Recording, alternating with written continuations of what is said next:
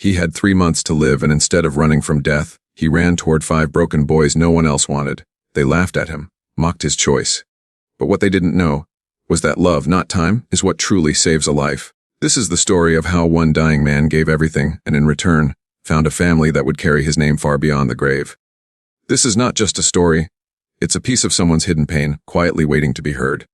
In today's story, we dive into a moment that can change everything in the most unexpected way. Before we begin, where are you listening from? Canada? The US? Norway? Let us know in the comments, because stories may begin anywhere, but they connect us all. Stay with us until the very end, because sometimes what breaks your heart can also heal it. And if you believe stories can change lives, hit subscribe. Join our journey. We'd love to hear your thoughts. Drop a comment. Your voice matters here. Time was a luxury Elias Thorne could no longer afford. The diagnosis came like a soft whisper from the lips of a nervous doctor. Pancreatic cancer.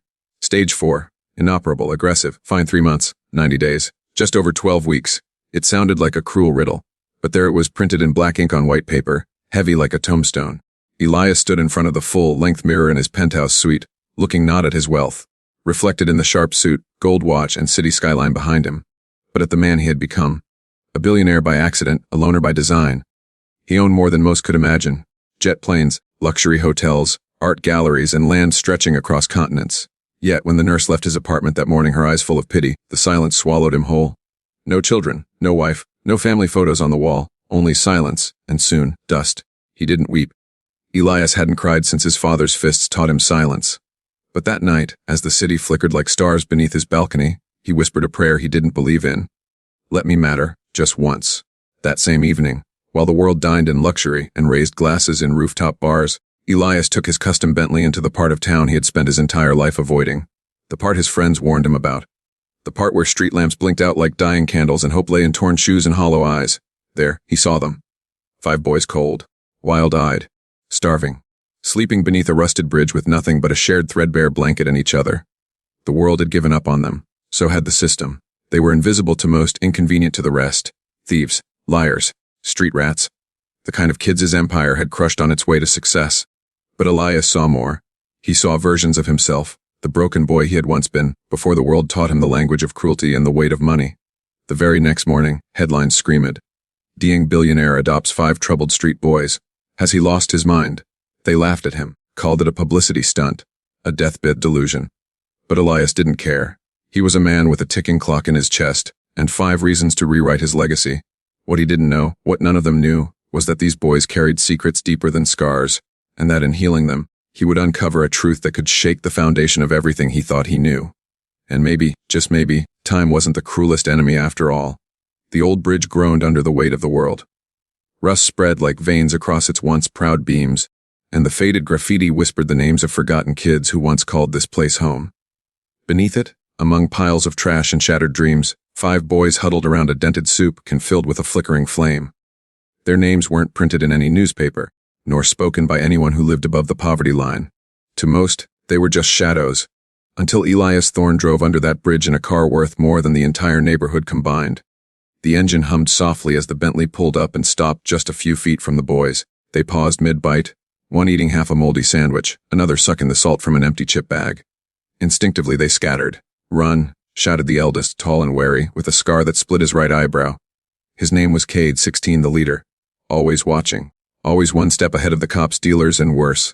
The second boy, Milo, small and pale with a lisp and a dirty stuffed rabbit hanging from his backpack, tumbled as he tried to follow. Kade caught his arm mid-fall.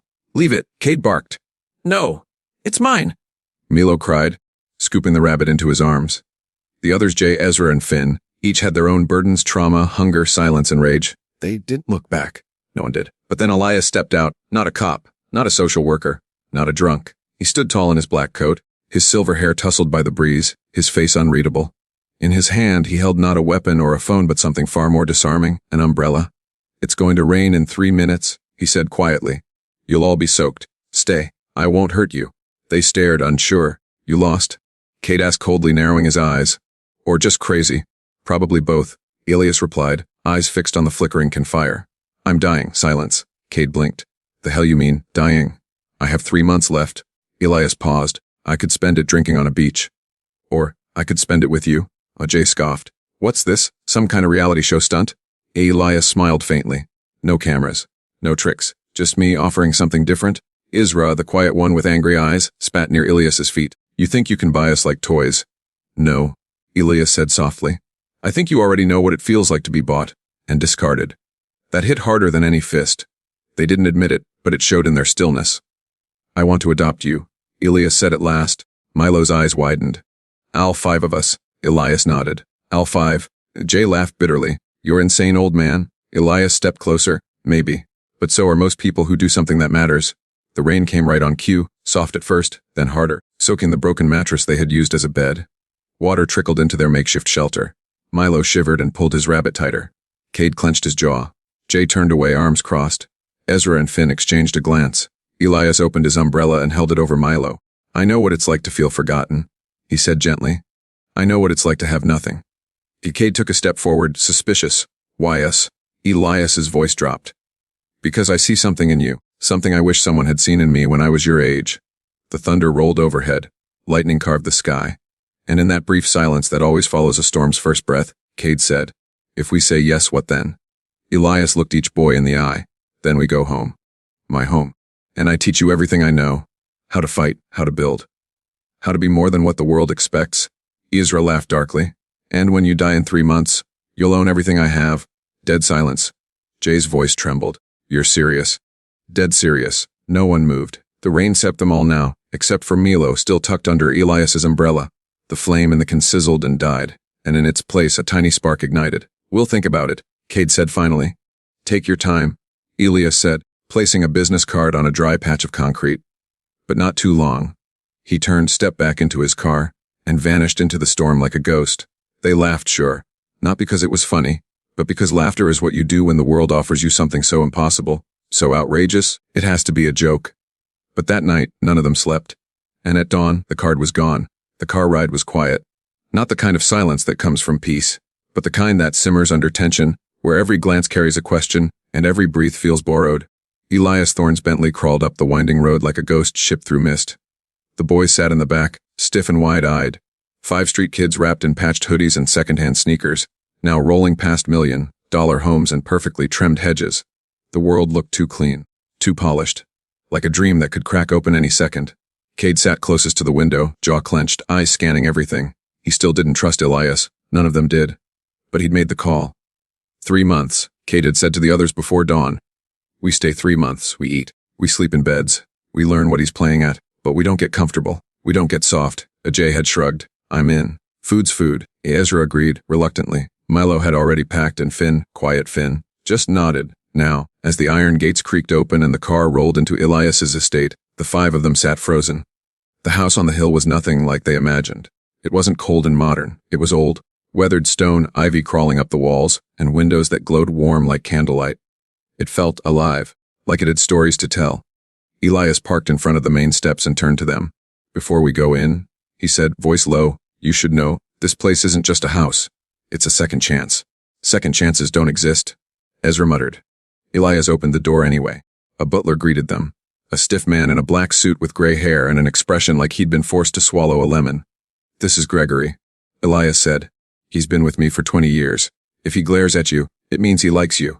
Gregory did, in fact, glare at them. The boys stepped inside. It smelled like wood polish and lemon, but there was something else beneath it, like old books and fireplace smoke, like safety and time. Each room was a world. A piano room filled with sunlight. A library that looked like it belonged in a castle. A kitchen with marble counters and fresh bread on the stove. Bedrooms with actual beds. Not mats or cots, but beds with comforters and pillows that didn't feel like rocks. Milo gasped. We get our own rooms. And Elias smiled. You can rearrange them however you want. Kade crossed his arms. Why? What's in it for you? Elias led them to the back of the house, where glass doors opened to a wide field. Beyond it, a private lake shimmered in the late morning sun. I was raised in a place like this, Elias said, except it was never warm.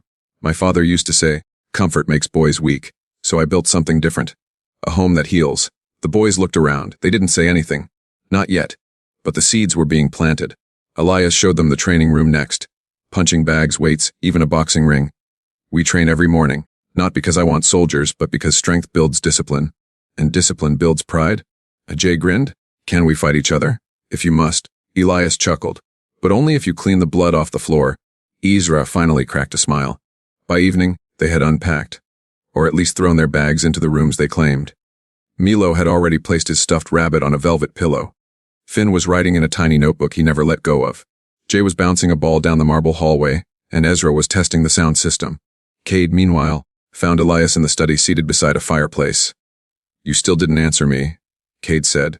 "Why us? Why 5 messed up kids from under a bridge?" Elias didn't turn. "Because I saw myself in you." "That's not good enough." Elias exhaled. "Because I built my empire by stepping over people like you. Now that my time's running out, I want to do something that can't be measured in dollars." He turned then, his eyes soft but unwavering. "Because if I can give 5 boys what I never had, maybe I'll die feeling like I finally lived." Kade stared at him. He didn't respond. Just nodded once, then left the room. Later that night, the boys gathered in the game room. They didn't know what to say, so they didn't say much. They played video games, ate actual food, sat in silence without shivering. For the first time in years, no one had to keep watch. But Kade didn't sleep. He walked down the hallway and peeked into Elias's room. The old man was sitting on the edge of the bed, staring at a photo of a little boy, himself maybe, tucked in a frame. The clock on the wall ticked. Each second was a heartbeat. Each heartbeat was a reminder. 3 months. Kade whispered to himself, "Let's see if we can break your heart before the time runs out." The next morning, the boys were awakened not by sirens or shouting, but by sunlight. Golden streaks streamed through the tall windows like they belonged in a fairy tale. Birds chirped from the trees beyond the curtains. The smell of cinnamon rolls drifted through the halls. For a moment, it was so peaceful, so alien, that Milo cried. Not loudly, just silent tears as he clutched his stuffed rabbit and whispered, "Please don't be a dream." Kade wasn't fooled. He was already up, fully dressed in yesterday's clothes, sitting in a chair by the door, watching. At exactly 700 a.m., a loud chime rang through the house. It wasn't jarring, just firm, like a bell that meant business. By 7:05, Elias was in the dining room, seated at the head of a long mahogany table. He was dressed in a black tracksuit, sipping coffee as he waited. One by one, the boys wandered in. Groggy, suspicious and awkward in the high, ceilinged room with stained glass windows and gold cutlery. "I see you made it through the first night," Elias said, folding his napkin. "That's good. Now let's talk about the rules." Jay raised an eyebrow. "Rules? You expected none?" Elias asked. Ezra scoffed. "We're not exactly Boy Scouts." Elias smiled, but there was steel behind it. "No, you're survivors. That's why this matters." He slid a sheet of paper across the table. Handwritten. No fancy printing. Just 10 lines. Simple and clear. The house rules: no lying, no stealing, no fighting outside of training. Everyone eats together, every meal. Chores are shared equally. No one is left behind, ever. You must learn one new thing every day. Secrets are allowed, but not if they hurt others. Respect is given until it's lost. If you break a rule, you explain why, face to face. Jay whistled low, kind of intense. Finn, who hadn't spoken much since arriving, traced the list with his finger. "Number 6, what does that mean?" Elias leaned forward. "It means if one of you falls, the others pick him up. This is not a shelter. This is a home. That only works if you treat each other like brothers." Kade's jaw tightened. "We're not brothers. You could be," Elias said.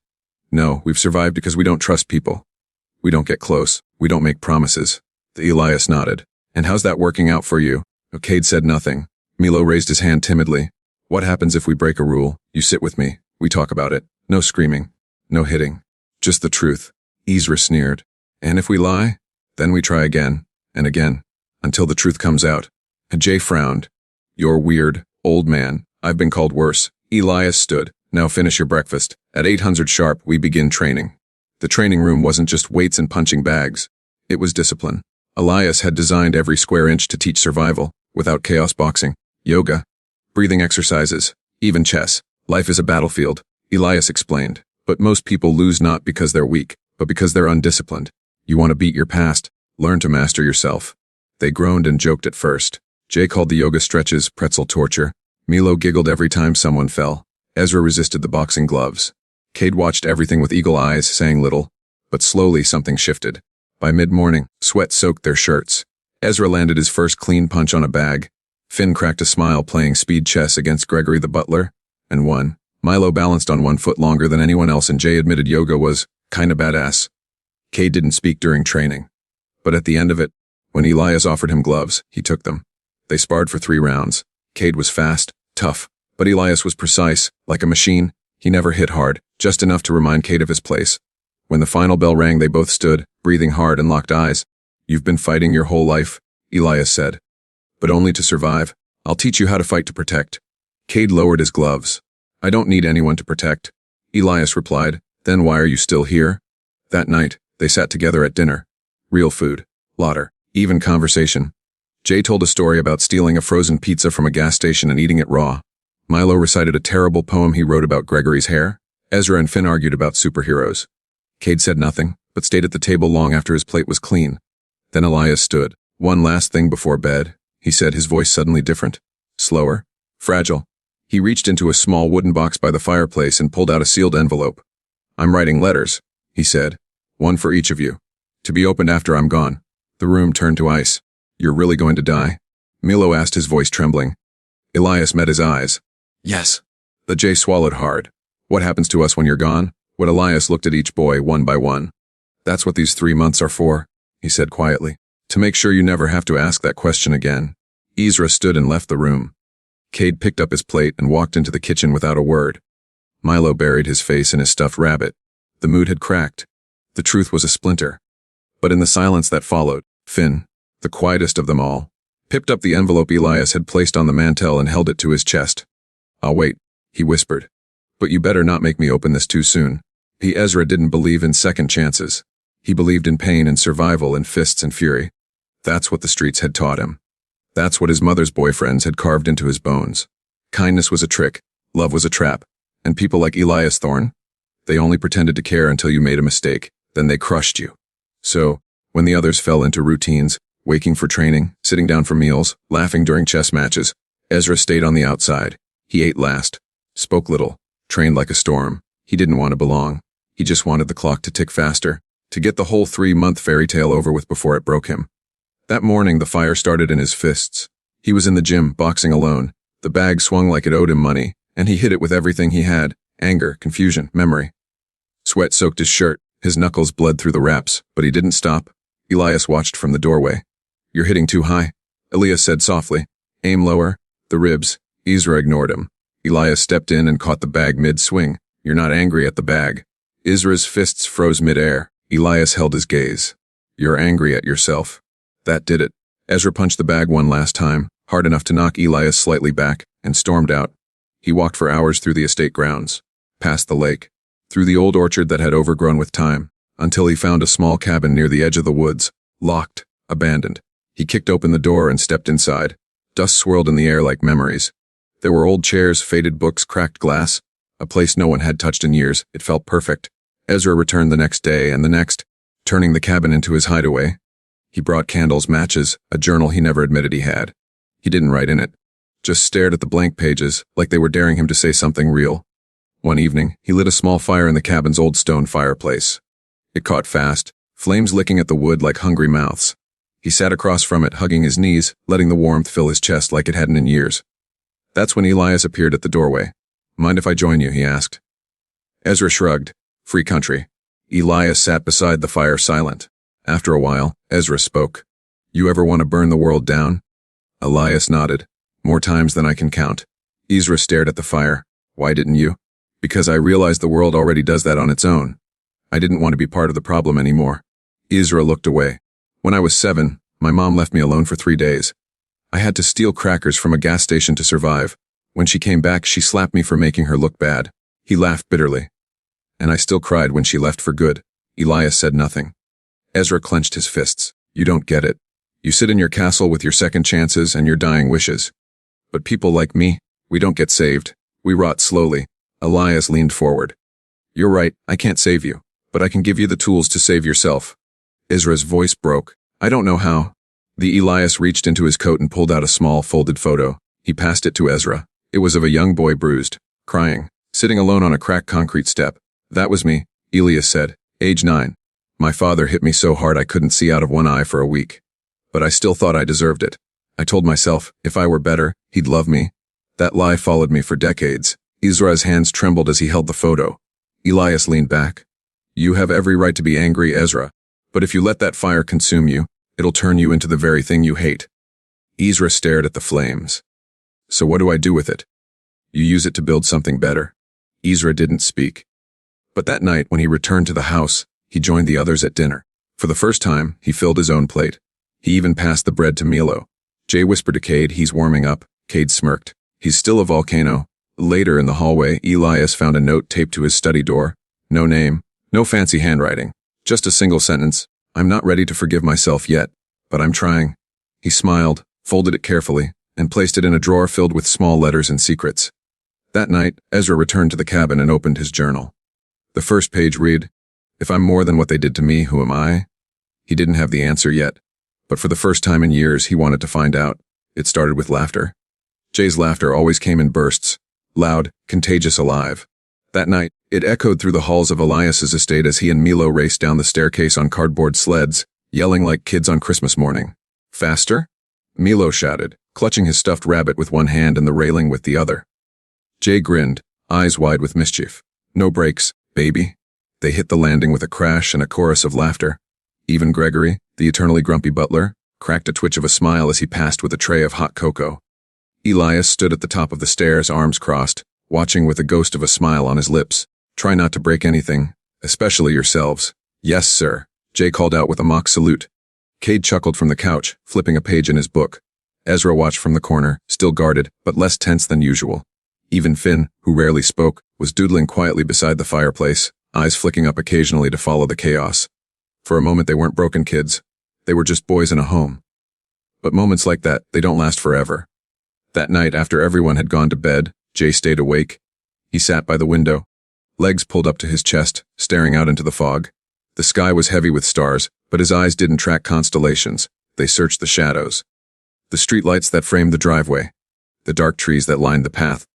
The edge of the world he thought he had left behind. He reached into the pocket of his hoodie and pulled out a crumpled envelope. Inside was a letter, short, sloppy handwriting, stained in one corner like someone had dropped a tear. Worse, "Jace, you owe me. One more run. Then you're free. Midnight. The usual place. Don't be stupid. R."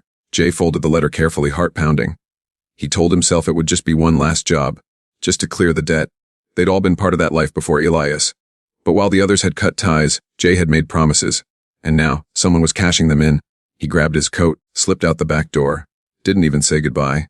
It was Ezra who noticed first. He woke in the middle of the night to use the bathroom and caught a shadow out the window. A figure running through the fog. He checked Jay's room. Empty. Alarm bells rang instantly. Ezra banged on Kade's door. "He's gone?" Kade blinked, confused. "Ooh, Jay. He left?" Kade threw on his jacket. "Where would he go?" "I don't know. But it wasn't for a walk." They woke Elias next. Within minutes, the house was alive with movement. Elias barked orders calmly while sliding into a long coat. "Gregory, start the car." Kade checked the old road cameras. "Ezra, tell Finn and Milo to stay here. No one else leaves the house." Ezra grabbed Jay's old backpack from the hallway hook. Inside were street maps and the envelope. He handed it to Elias without a word. Elias read the note inside, long and tired. "I know where he's gone," he muttered. The warehouse sat on the edge of the industrial district. Rusted, abandoned. A former hub for shipments, now home to darker transactions. Jay stood inside, hands in his pockets, heart thudding like a war drum. A man in a long coat leaned against a crate smoking. Rico, mid-30s. Tattoos crawling up his neck. The kind of smile that meant you were already trapped. "You're late," Rico said. Jay held up a duffel bag. "You said one job, I'm here. Let's just do it." Rico flicked the cigarette and stepped closer. "You've been living with the old man, huh? The millionaire savior. Must be nice. Warm beds, clean food." Jay said nothing. "You think that world's real, Jay?" Rico sneered. "You think he's going to be around forever? When he's gone, what do you have left?" Jay clenched his fists. "I came here to finish this. I don't owe you after this." Rico grinned. "We'll see." Just as Rico reached for the bag, headlights poured through the warehouse cracks. A car screeched to a halt. The engine cut. Elias stepped out. Kade and Ezra followed behind, tense and ready. Rico's smile faded. "Look at this," he said mockingly. Daddy came to the rescue. Jay froze. Elias didn't yell. He didn't threaten. He walked up slowly, looking at Jay, not with anger, but with something deeper, something heavier. "Is this who you are?" Elias asked. "The boy who runs when he's afraid, or the boy I see every day, brave, funny, full of life?" Jay's voice cracked. "I didn't want to bring trouble to your door." "You are not trouble, Jay," Elias said firmly. "Your family." Rico stepped forward. "He made a deal with me. Debt's not forgiven." Elias turned to him, calm but cold. "Send me the number, I'll pay it. In full. Tonight?" Jay's eyes widened. "No, don't. I can't let you do that." "You already did," Elias said. There was a long silence. Then Rico laughed bitterly, spat on the ground, and walked away. The boys stood frozen. Jay broke first. He stumbled toward Elias, buried his face in the old man's coat, and sobbed. "I was scared," he whispered. "I thought if I told you, you'd send me back." Elias wrapped his arms around him, voice steady. "You've already come home once. You don't have to keep running." That night, back at the house, Milo fell asleep hugging Jay's arm. Ezra left the bedroom door cracked open. Kade sat outside Jay's door like a silent guard. And Elias, he sat in his study, staring at the envelope with Jay's name on it, and took it back out of the drawer. Maybe, just maybe, he wouldn't have to leave as much behind as he feared. It started with laughter. Jay's laughter always came in bursts, loud, contagious, alive. That night, it echoed through the halls of Elias's estate as he and Milo raced down the staircase on cardboard sleds, yelling like kids on Christmas morning. "Faster!" Milo shouted, clutching his stuffed rabbit with one hand and the railing with the other. Jay grinned, eyes wide with mischief. No brakes, baby. They hit the landing with a crash and a chorus of laughter. Even Gregory, the eternally grumpy butler, cracked a twitch of a smile as he passed with a tray of hot cocoa. Elias stood at the top of the stairs, arms crossed, watching with a ghost of a smile on his lips. "Try not to break anything, especially yourselves." "Yes, sir," Jay called out with a mock salute. Kade chuckled from the couch, flipping a page in his book. Ezra watched from the corner, still guarded, but less tense than usual.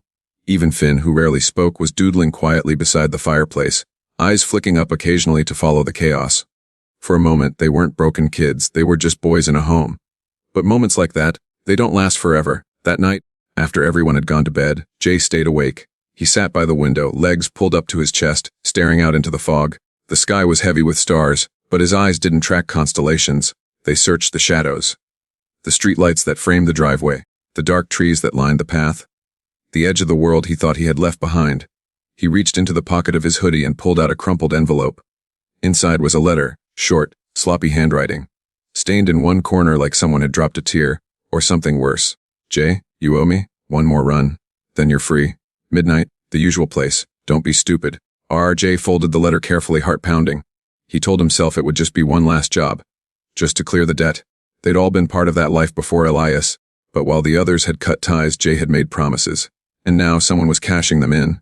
He grabbed his coat, slipped out the back door, didn't even say goodbye. It was Ezra who noticed first. He woke in the middle of the night to use the bathroom and caught a shadow out the window. A figure running through the fog. He checked Jay's room. Empty. Alarm bells rang instantly. Ezra banged on Kade's door. "He's gone." Kade blinked, confused. "Oh, Jay?" He left. Kade threw on his jacket. Where would he go? I don't know. But it wasn't for a walk. They woke Elias next. Within minutes, the house was alive with movement. Elias barked orders calmly while sliding into a long coat. "Gregory, start the car." "Kade, check the old road cameras." "Ezra, tell Finn and Milo to stay here. No one else leaves the house." Ezra grabbed Jay's old backpack from the hallway hook. Inside were street maps and the envelope. He handed it to Elias without a word. Elias read the note and sighed, long and tired. "I know where he's gone," he muttered. The warehouse sat on the edge of the industrial district. Rusted, abandoned, a former hub for shipments, now home to darker transactions. Jay stood inside, hands in his pockets, heart thudding like a war drum.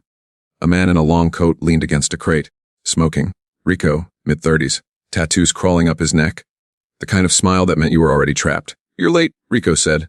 Jay held up a duffel bag. "You said one job, I'm here. Let's just do it." Rico flicked the cigarette and stepped closer. "You've been living with the old man, huh? The millionaire savior. Must be nice. Warm beds, clean food." Jay said nothing. "You think that world's real, Jay?" Rico sneered. "You think he's going to be around forever? When he's gone, what do you have left?" Jay clenched his fists. "I came here to finish this. I don't owe you after this." Rico grinned. "We'll see." Just as Rico reached for the bag, headlights poured through the warehouse cracks. A car screeched to a halt, the engine cut. Elias stepped out. Kade and Ezra followed behind, tense and ready. Rico's smile faded. "Look at this," he said mockingly. Daddy came to the rescue. The Jay froze. Elias didn't yell. He didn't threaten. He walked up slowly, looking at Jay, not with anger, but with something deeper. Something heavier. "Is this who you are?" Elias asked. "The boy who runs when he's afraid. Or the boy I see every day, brave, funny, full of life?" Jay's voice cracked. "I didn't want to bring trouble to your door." "You are not trouble, Jay," Elias said firmly. "Your family." Rico stepped forward. "He made a deal with me. Deb's not forgiven." Elias turned to him, calm but cold. "Send me the number. I'll pay it. In full. Tonight." Jay's eyes widened. "No, don't. I can't let you do that." "You already did," Elias said. There was a long silence. Then Rico laughed bitterly, spat on the ground, and walked away. The boys stood frozen. Jay broke first. He stumbled toward Elias, buried his face in the old man's coat, and sobbed. "I was scared," he whispered. "I thought if I told you you'd send me back." Elias wrapped his arms around him, voice steady. "You've already come home once. You don't have to keep running." That night, back at the house, Milo fell asleep hugging Jay's arm. Ezra left the bedroom door cracked open. Kade sat outside Jay's door like a silent guard, and Elias, he sat in his study, staring at the envelope with Jay's name on it, and took it back out of the drawer. Maybe, just maybe, he wouldn't have to leave as much behind as he feared. Kade was the hardest to read. The others had begun softening. Milo now slept without nightmares. Ezra let his guard down in training. Jay no longer tried to run, and even Finn had started sketching them at breakfast. But Kade, he was stone. Every morning he trained with military focus, hitting the bag like it had insulted his mother. Every night he sat by himself on the porch, watching the horizon like it might try to sneak up on him. His walls weren't just high, they were made of steel and wire. No one got close, not even Elias. It wasn't anger that kept Kade distant. It was something deeper, a question, one that clawed at him silently, every hour of every day, a question he didn't dare ask. Not until he knew Elias was strong enough to answer it. That question sat behind his eyes the night he found Elias coughing on the library floor. It was late. The house was dark. Kade had come downstairs to grab a book when he heard it. Harsh, wet coughing, like someone trying to force their lungs back in place. He found Elias collapsed near a shelf, gripping the corner of a table, his face pale and trembling. "Hey?" Kade rushed over. "You okay?" Elias nodded faintly. "Yes, just a moment." "You're not okay." Kade snapped. "Should I get Gregory?" "Call someone." "No doctors," Elias whispered. "Please." "Why not?" Because they'll say the same thing," Elias said, forcing himself upright with a groan. "That it's the beginning of the end." Kade froze. He hadn't meant to see it. Not the weakness. Not the truth behind the confident speeches and steady voice. Elias wasn't just dying. He was fading. Piece by piece. "Come on," Kade said quieter now. "I'll help you to your room." He let Elias lean on him, surprised at how light the man felt, how fragile, like time had finally caught up with the man who had dared to challenge it. Once Elias was lying down, Kade pulled a blanket over him, then hesitated at the door. "Why are you doing all this?" Kade finally asked. Elias's eyes opened slowly. "All what?" "This." Kade's voice broke before he could catch it. "The house, the food, the training, the adoption. Why us? You still don't believe it?" "I don't understand it." Elias looked up at the ceiling, then nodded to the chair near his bed. "Set, I'll tell you." Kade sat, rigid, bracing himself for another vague answer. Elias took a shaky breath. "When I was 15, I was just like you. Living in an alley, stealing from vending machines, fighting anyone who looked at me wrong. My father had died. My mother disappeared. The system gave up on me." He paused. His voice grew distant, but one day a man found me, a stranger. He brought me to a shelter, fed me, taught me how to read properly, taught me how to build things. For a year, he saved my life, and then he died. Heart attack, just like that. Kade blink. "I've never heard you mention him." Elias smiled faintly. "No one remembers him. But I do." There was a long silence. Kade clenched his fists. "So this is what? Your way of paying it forward." Elias turned to him, his eyes glassy. "No, Kade, this is my apology." "For what?" "For becoming the man I promised I'd never be. I made billions, built empires, but I never saved anyone else. I forgot the boy I once was. Until I saw you." Kade looked down at his hands. "You don't owe me anything." "I do," Elias said. "Because when I saw you under that bridge, I saw a boy I once abandoned. I couldn't walk away again." Kade's voice was barely a whisper. "But what happens when you're gone?" Elias closed his eyes. "That's the question, isn't it?" Kade stood suddenly, pacing. His voice trembled. "What happens to us? To Milo? To Ezra? To Jay and Finn? You gave us something real, something we never had. And then what? You just die and leave us to figure it out." "I'm not trying to leave you empty-handed, Kade." "I don't want your money." Kade snapped. Elias opened his eyes again. "Then what do you want?" Kade's voice cracked. Finally, completely. "I want a reason to believe this wasn't just another trick." Silence. Then Elias, weak as he was, pushed himself up onto one elbow and said softly, "You five are the only thing I've ever done right." Kade stood frozen. Then, without a word, he walked to the dresser, pulled out the sealed envelope marked with his name, and tossed it into the fireplace. The flames swallowed it whole. "You don't need to say goodbye."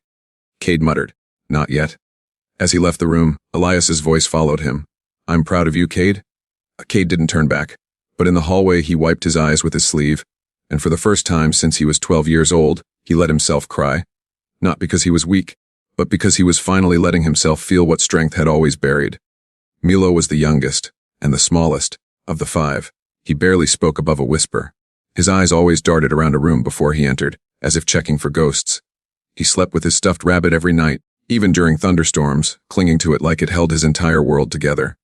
But what the others didn't know was that Milo had built an entire world beneath his bed. Not just toys or blankets, but a wooden box, taped shut, dented at the corners, and covered with stickers faded from age.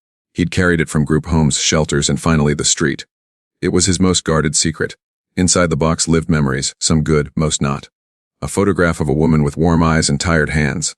A hospital wristband too small for a grown-up's arm. A folded birthday card with a child scrawled, "To Mommy, please come home." A scrap of a blanket.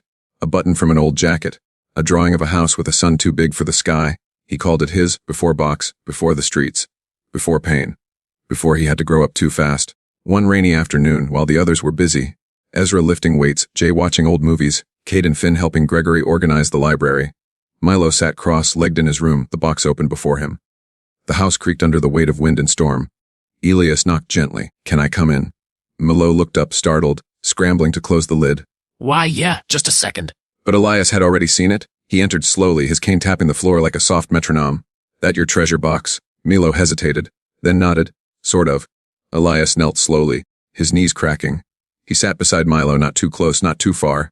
Just enough to let the boy breathe. "Can I see?" Another pause.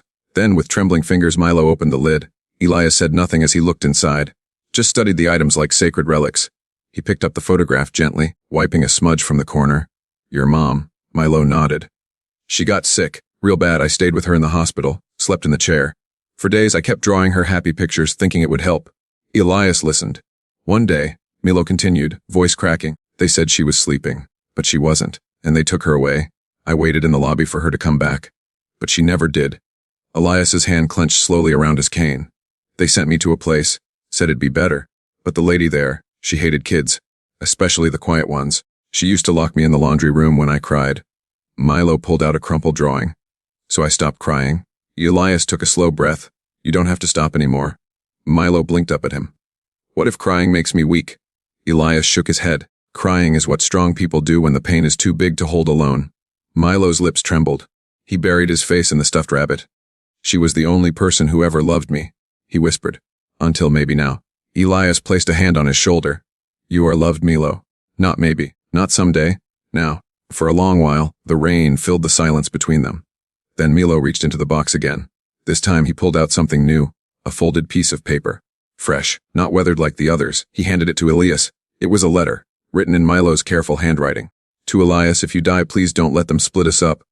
Please don't let them take me back. I don't want a new place. I want this one. I want you, even if you're not here. Love, Milo." Elias blinked quickly. Then, without a word, he reached into his coat and pulled out his notebook. The same one where he kept records, reflections, even goodbye letters to each of the boys. He scribbled something quickly, tore out the page, and handed it to Milo. Milo unfolded it slowly. "Milo, no one will take you away. This is your home. These are your brothers. And as long as this house stands, you'll never be alone again. That's my promise." A tear streamed down Milo's cheeks. He launched into Elias's chest and hugged him tightly, his small arms wrapped around a man who had seen the worst of the world and still chose to love. "I wish you could stay forever," Milo whispered. Elias kissed the top of his head. "I wish I could too." That night, for the first time, Milo didn't sleep with the box under the bed. He placed it on the shelf above his dresser, beside a small framed photo Gregory had taken of all 5 boys sitting around Elias on the front steps, laughing under a summer sky. Not before. Not after. Just now. And for the first time, Milo dreamed not of what he had lost, but what he had found. The storm came without warning. The sky turned to slate by noon. Clouds curled over the estate like fists. Thunder grumbled in the distance like a giant waking from a long, angry sleep. Even the birds fell silent as the first drops hit the rooftop in quick, sharp taps. Inside, the house was unusually quiet. Gregory double-checked the windows. Jay helped Milo gather candles, just in case. Finn sat by the window sketching the storm clouds with curious strokes, while Ezra paced the hallway, a storm of his own brewing behind his eyes. And Kade watched Elias. He had seen the old man slowing down for weeks, more coughing, more pauses during their walks, a quiet pain in his eyes he didn't speak of. But today was different. Today, Elias hadn't gotten out of bed. The boys gathered outside his room, unspoken concern thick in the air. "We should call someone," Finn whispered. "No," Kade said firmly. "That's not what he wants." The Jay chewed his lip. "But what if?" "I knew this was coming," Ezra muttered. "Didn't he?" Milo clutched his stuffed rabbit and looked up. Is he going to die today? No one answered. Kade knocked softly, then stepped inside. The curtains were drawn, but the room still glowed with a gentle light. Elias lay propped up by pillows, the notebook on his lap, breath shallow but eyes clear. You brought them this far, Kade said, pulling a chair close. Now what? Elias looked at him with a quiet smile. Now I trust them to finish the story. Kade swallowed hard. They need you? I needed them first, Elias said. They gave me something I thought I'd lost. What's that? A reason. There was a pause. Then Elias handed him the notebook. The will is in there, he said. It's unconventional, but so is this family. Kade opened the cover. His eyes scanned pages filled with writing, not cold legal jargon, but stories, letters, memories. It wasn't a document. It was a love letter to 5 boys who had changed a dying man's life. At the back, tucked into a pocket, was a sealed envelope. To be opened when I'm gone. Kade blinked away a tear. You really wrote us into your will. I wrote you as my will. That's when the power went out. The house groaned with sudden darkness. Lightning lit the windows for a heartbeat before plunging everything back into shadow. The others shouted. Stay calm. Gregory's voice rang out. Kade stood to leave, but Elias gripped his hand. One more thing, he rasped. Kade leaned in close. You'll lead them, Elias whispered. You always were. Kade shook his head. I'm not ready. No one ever is. Outside the room, the boys scrambled to light candles. The fireplace in the den roared to life. Jay herded everyone into one space, trying to keep things normal. Ezra checked the locks. Finn clutched his sketchbook like a lifeline. Milo curled up near the fire, eyes wide. And then, thunder again. Closer the walls shook.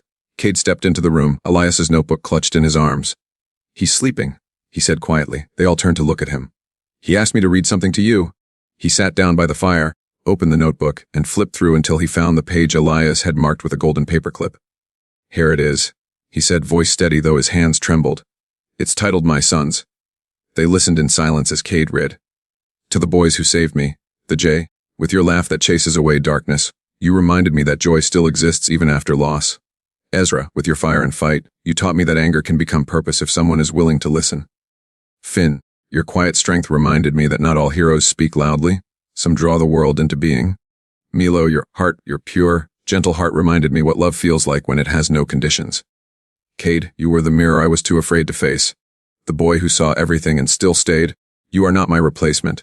You are my legacy. You are not lost boys anymore. You are my sons. My family. My reason, my last, best decision. And when the day comes that I can no longer walk among you, I ask only this. Continue not for me, for each other. By the time Kade finished, there were tears on every face. Even Ezra, even Gregory. Then the lightning flashed again, and the door creaked open. Gregory stepped out of Elias's room, eyes heavy. The silence told them what no words could. Milo broke down first. Jay caught him and held him close. Finn pressed the sketchbook to his chest like he could hold the world together with pencils and paper. Ezra stood still, fists clenched, eyes burning. And Kade, he stepped outside into the storm. Rain soaked him instantly. Thunder roared, but he didn't flinch. He tilted his face toward the sky and let it pour over him. The notebook was still clutched in his hand, soaked, but safe. The wind howled.